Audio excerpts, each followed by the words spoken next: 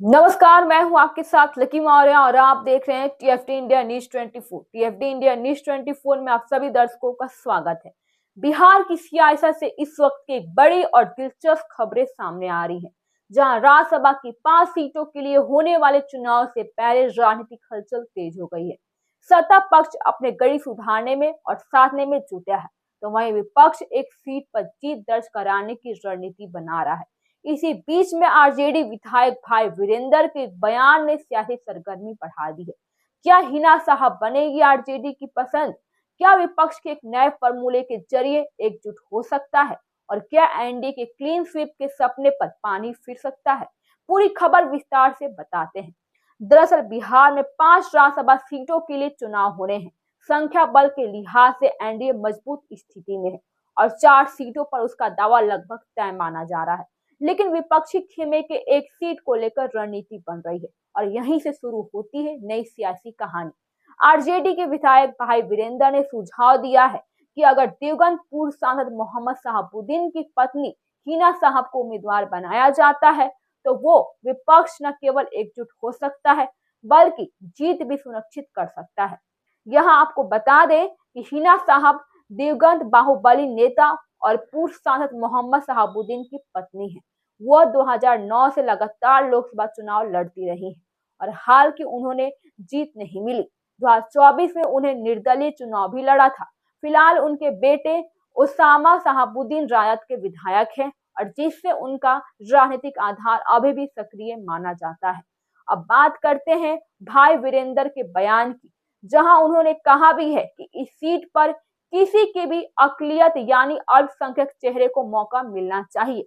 उन्होंने साफ तौर पर हिना साहब का नाम लेते हुए कहा है कि चुनाव जीतने के लिए गोटी बैठानी पड़ती है, यानी उनका इशारा साफ था कि अगर आरजेडी रणनीतिक तरीके से उम्मीदवार चुने तो समीकरण बदले जा सकते हैं। भाई वीरेंद्र के मुताबिक हिना साहब ऐसा चेहरा हो सकती हैं जिनके नाम पर विपक्षी दलों के बीच सहमति बन सकती है और उनका मानना है कि अगर आरजेडी हिना साहब को टिकट देती है तो असादुद्दीन ओवैसी की पार्टी और ऑल इंडिया मजलिस इत्तेहादुल मुसलमीन यानी एआईएम के लिए उनका विरोध भी करना आसान नहीं होगा। यहीं से वह राजनीतिक फॉर्मूला है जिसने बिहार की राजनीति में नई चर्चा छेड़ दी है। लेकिन मामला इतना आसान भी नहीं है, जहां एआईएम के बिहार प्रदेश अध्यक्ष अख्तरुल इमान पहले ही ऐलान कर चुके हैं कि उनकी पार्टी राज्यसभा चुनाव में अपना उम्मीदवार भी उतारेगी। उनका कहना है कि अगर विपक्ष वास्तव में सांप्रदायिक ताकतों को रोकना चाहता है तो वह उसे एआईएम के उम्मीदवार का समर्थन भी करना चाहिए। यानी विपक्ष के भीतर ही दावेदारी और दबाव की राजनीति शुरू हो चुकी है और इस पर भाई वीरेंद्र ने पलटवार करते हुए कहा भी है कि चुनाव के समय हर कोई दावेदारी करता है लेकिन अंत में वही जीतता है जिसकी गोटी सही बैठती है। आरजेडी खेमे को भरोसा है कि हिना साहब को नाम पर एआईएम के विधायक का समर्थन हासिल किया जा सकता है।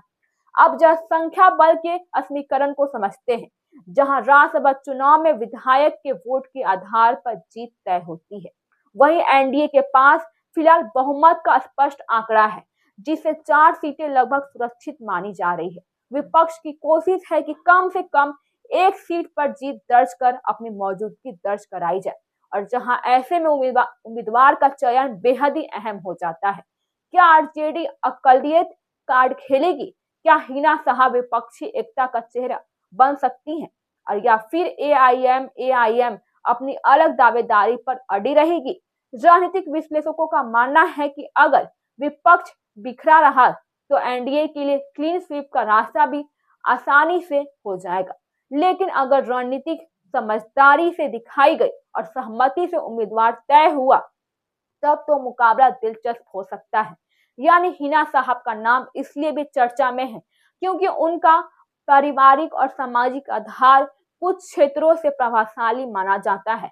हालांकि उनके पिछले चुनावी प्रदर्शन को देखते हुए भी यह भी सवाल उठ रहा है कि क्या वे राज्यसभा के लिए और सर्वमान्य का चेहरा बन पाएंगी। फिलहाल आरजेडी की ओर से आधिकारिक तौर पर कोई भी नाम घोषित नहीं दिया गया है और नहीं हुआ है। भाई वीरेंद्र ने इसे अपनी व्यक्तिगत राय बताया है, लेकिन राजनीति में अक्सर ऐसे व्यक्तिगत बयान ही बड़े संकेत माने जाते हैं। और अब नजर इस बात पर है कि आरजेडी सुप्रीमो और पार्टी नेतृत्व क्या फैसला लेते हैं। क्या वे जोखिम लेकर नया फॉर्मूला अपनाएंगे या फिर किसी और सर्वमान्य चेहरा पर दांव लगाएंगे। बिहार की सियासत में आने वाले दिन में बेहद ही अहम होने वाले हैं और राज्यसभा की यह जंग सिर्फ एक सीट की नहीं है, बल्कि इस राजनीतिक संदेश का भी है। और अभी फिलहाल के लिए बस इतना ही। मैं हूं आपके साथ लकी मौर्य, टीएफडी इंडिया न्यूज 24 पर। हमारे चैनल को सब्सक्राइब कीजिए और शेयर कीजिए।